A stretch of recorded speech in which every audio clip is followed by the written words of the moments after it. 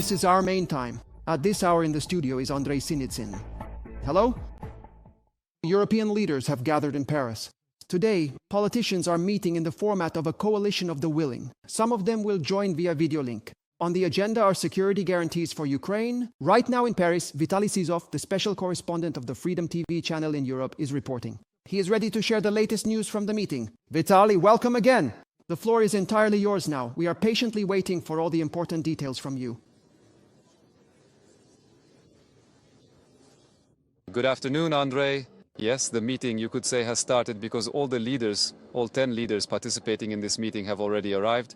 These are the head of Belgium, Prime Minister of Belgium Bart de Wever, Prime Minister of Denmark Mette Frederiksen, Prime Minister of Spain Pedro Sanchez, President of Finland Alexander Stubb, head of the Netherlands, Prime Minister of the Netherlands Dick Schoof, Prime Minister of Poland Donald Tusk, as well as the President of the European Council Antonio Costa and the head of the European Commission Ursula von der Leyen. Naturally, the President of Ukraine, Volodymyr Zelensky, is participating in the meeting, as well as the leader of France, President Emmanuel Macron.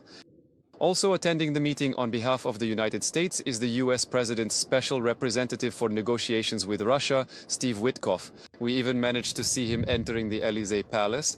However, he didn't enter through the main entrance, so to speak, and not where the leaders go in, but used a slightly different entrance. The main item on the agenda, of course, is security guarantees for Ukraine. This is the political approval of what has been technically developed. President Emmanuel Macron of France spoke in more detail yesterday on the eve of this meeting about today's plans. We, the Europeans, are fully ready to provide comprehensive security guarantees to Ukraine and the brave Ukrainian people on the very day a peace agreement is formally signed. This is a significant commitment we made in Washington, D.C. The contribution, prepared, documented and confirmed at the level of defense ministers under strict confidentiality, allows me to state that the preparatory work is complete. Now it will be approved politically, and this will allow us to finalize it. And tomorrow, after these meetings and discussions, we will return to you to declare that we are ready for a lasting long-term peace for Ukraine and for Europeans. For Ukraine, as the President of France said, at the technical level, at the military level, many issues have already been agreed upon, and today political approval of this action plan is necessary. It is also known that a call is planned after this meeting to the President of the United States, Donald Trump, because, naturally, America's involvement is very important. And many European allies have emphasized that one way or another, Washington's presence can provide the necessary support, including intelligence and air support. Naturally, today, when European leaders politically coordinate their positions among themselves, what they are willing to do to guarantee peace for Ukraine, how they are prepared to participate in the international contingent that will support peace in Ukraine, and to what extent they are ready to get involved. And of course, Donald Trump will be interested to hear this. A press conference is scheduled following this meeting. At this point, the format is unclear, whether all the leaders will participate or just a representative who will present a unified position. But we are all waiting here for this, for what we can call the final communique, and we will inform you about it in our upcoming broadcasts. Andrei. Thank you very much, Vitaly. We look forward to your next updates and more details. That was our special correspondent in Europe, Vitaly Sizov. He was reporting on the meeting of the coalition of the willing in Paris. European security guarantees for Ukraine may not be enough to deter the Russian dictator Vladimir Putin from launching another invasion. To counter him, an alliance between Europe and the United States is needed. This was stated by the President of Ukraine, Volodymyr Zelensky. To prevent Putin from resuming the war, European security guarantees may not be sufficient. We need an alliance between Europe and the United States. If we want to stop the aggression or prevent the war from happening again, it depends on the European Union and the United States. This alliance will have a greater influence on Russia. Volodymyr Zelensky, President of Ukraine, in an interview with the French publication Le Point. 5 people were injured as a result of Russia's attack on the Kharkiv region. Drones targeted settlements in the Chuhuiv and Lozova districts. Fires broke out there. This was reported by the State Emergency Service of Ukraine. In the village of Malinivka, residents sustained minor bodily injuries and acute stress reactions. They refused hospitalization. In total, as a result of the overnight Russian attack, 4 fires were recorded at the civilian enterprise and infrastructure facilities. 47 rescuers and 8 units of state emergency service equipment fought the consequences of the Russian terror. Meanwhile, 216,000 people remain in the part of Donetsk region controlled by Ukraine. Almost 16,000 of them are children. This was reported by the regional military administration. About 17,000 people live in 18 communities designated as active combat zones. Just in the past week, 1,830 residents have left the region either on their own or with the help of the authorities. Forced evacuation of families with children is currently ongoing in 7 settlements. Everyone is being provided with humanitarian, medical, and psychological assistance. The armed forces of Ukraine have repelled Russian assaults in the Zaporizhzhia direction. The press service of the 65th Separate Mechanized Brigade published the corresponding video. As a result, more than 50 invaders and 17 pieces of equipment were destroyed. 2 Russian columns were defeated near Robotyne, Novodanilivka, and Kapaniv. Neither their grills nor their electronic warfare systems helped the occupiers. Ukrainian drones stopped and finished off enemy equipment from a safe distance from their own positions, the 65th Separate Mechanized Brigade emphasized. In total, according to the General Staff of the Armed Forces of Ukraine, there were 147 combat engagements on the front line over the past day. Ukrainian Defense Minister Denis Shmyhal held a meeting with New Zealand Defense Minister Judith Collins and the Chief of the New Zealand Defense Force, Air Marshal Tony Davies. The head of the Ukrainian Defense Ministry informed the New Zealand delegation about the current situation on the battlefield, the key needs of the Ukrainian army, and discussed priorities for bilateral cooperation in the defense sector. In particular, he proposed exploring partnership opportunities in the production of maritime drones.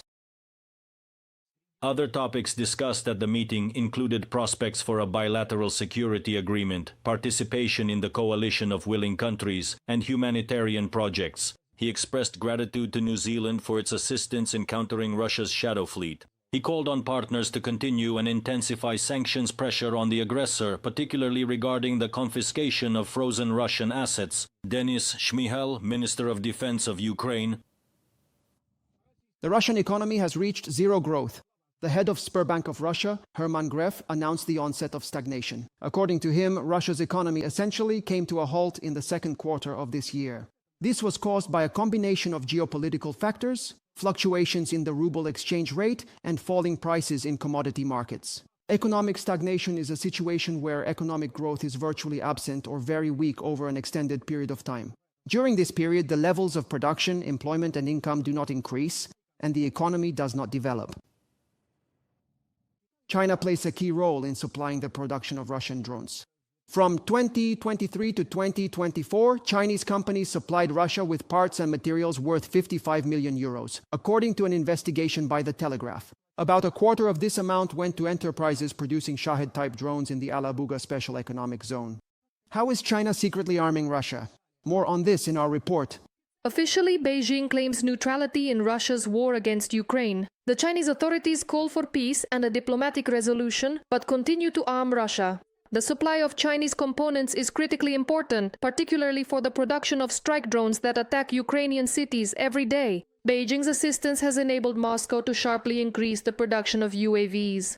This is evidenced by the findings of the Telegraph's investigation. Journalists managed to identify 97 Chinese suppliers. The Telegraph newspaper found that Chinese companies directly supplied parts and materials worth at least £47 million to Russian firms that were sanctioned for drone production between 2023 and 2024. During this period, Moscow was building a large-scale logistical infrastructure for its domestic drone production program. From the Telegraph's publication, it is China that is the main supplier of engines, electronics, and composite materials for the production of Shahed-type attack drones in the Alabuga Special Economic Zone. £10,700,000 were sent to Russian firms under sanctions connected to the production of Iranian Shahed kamikaze drones operating in the Special Economic Zone in the city of Alabuga. Goods directly exported from China to Russia include aircraft engines, microchips, metal alloys, camera lenses, fiberglass, emulsion binders for fiberglass, and carbon fiber threads. All of these are key components for the production of drones that wreak havoc in Ukraine every night. According to a publication by The Telegraph, cooperation between China and Russia in drone production is becoming increasingly intensive. Russian factories are producing Shahed, Harpia, and Gerbera drones based on Iranian designs using Chinese components. In the first half of 2024, the production of Harpy drones exceeded 2,000 units, which is significantly more than in previous years. Ukraine has repeatedly presented direct evidence of Chinese components in Russian strike UAVs. The head of Ukraine's Ministry of Foreign Affairs is convinced that the military partnership between Russia, China, and North Korea poses a threat to global security. Putin continues to escalate his war on terror, involving others in it, including North Korean troops, Iranian weapons, and some Chinese manufacturers. Security in Europe, the Middle East, and the Indo-Pacific region is inextricably linked. This is not a competition for attention. Countering Russian aggression and terror in Europe directly contributes to strengthening security in the Middle East and the Indo-Pacific region.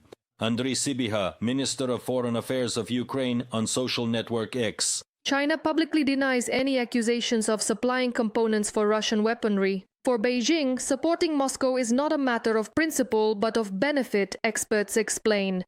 China still insists that it is transferring dual-use technologies and components, but not military equipment. China also helps circumvent sanctions by being the main buyer of Russian oil. Although, let's be honest, China profits from this. It receives rather significant discounts, so this situation is beneficial for China. According to Ukrainian intelligence, Russia has ambitious plans for drone production. By the end of the year, it wants to produce 2 million FPV drones, as well as 30,000 long-range drones and drone decoys. Experts believe that the actual volume of Chinese supplies is likely higher than the publicly available data. After all, Beijing actively uses third countries to circumvent sanctions against the aggressor country. Victoria Chistyukina for Freedom TV channel. Subscribe to The Gaze and stay updated on the most important events, top news from Ukraine and all over the world, in-depth analysis, exclusive reports and interviews, all on hand in our channel. Join our community of viewers and stay tuned.